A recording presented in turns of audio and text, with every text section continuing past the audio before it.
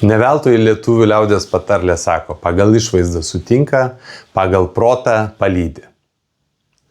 Susitarėm pirmam susitikimui, jisai gali būti nuotoliniu būdu, jisai gali būti gyvai, jisai gali būti pritaikytas prie mūsų kliento kelionių ar dalyvavimo parodoje.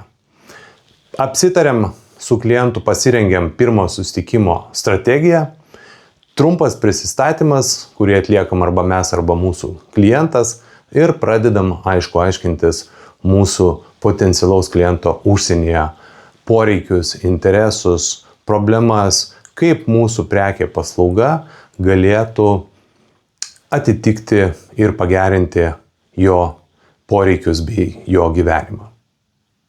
Noriu vieną dalyką dar pasakyti, jeigu šią paslaugą nuspręsi darytis patys, tiek online'is, tiek gyvas susitikimas turi būti toks pats.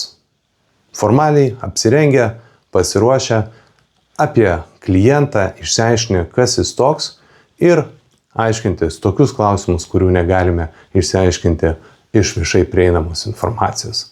Tai yra, kaip ir sakiau, kokie rūpesčiai, skausmai, gyvenimo pagerinimas, problemos galėtų būti ir kaip mūsų produktas, paslauga galėtų jam tai išspręsti.